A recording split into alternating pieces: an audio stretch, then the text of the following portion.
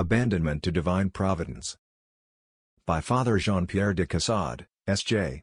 Book 2, On the State of Abandonment. Chapter 4. Concerning the assistance rendered by the fatherly providence of God, to those souls who have abandoned themselves to Him. Section 7, Conviction of Weakness. The soul in the state of abandonment can abstain from justifying itself, by word or deed. The divine action justifies it. This order of the divine will is the solid and firm rock on which the submissive soul reposes, sheltered from change and tempest. It is continually present under the veil of crosses, and of the most ordinary actions. Behind this veil the hand of God is hidden, to sustain and to support those who abandon themselves entirely to Him. From the time that a soul becomes firmly established in abandonment, it will be protected from the opposition of talkers, for it need not ever say or do anything in self-defense. Since the work is of God, justification must never be sought elsewhere. Its effects and its consequences are justification enough. There is nothing but to let it develop. Dies die eructat verbum, day-to-day uttereth speech, Psalm 18, 3.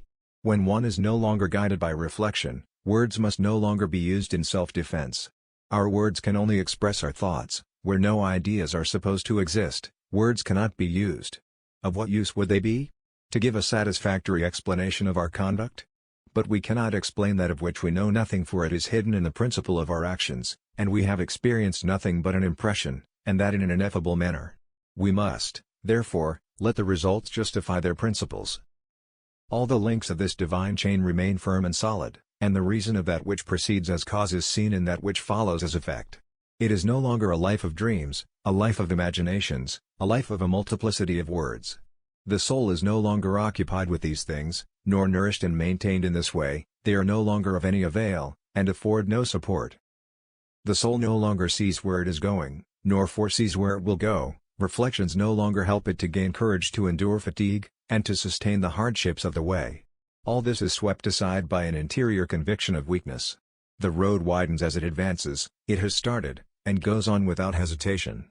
Being perfectly simple and straightforward, it follows the path of God's commandments quietly, relying on God Himself, whom it finds at every step, and God, whom it seeks above all things, takes upon Himself to manifest His presence in such a way as to avenge it on its unjust detractors. Next video, Section 8, Self-Guidance, a Mistake. Thanks.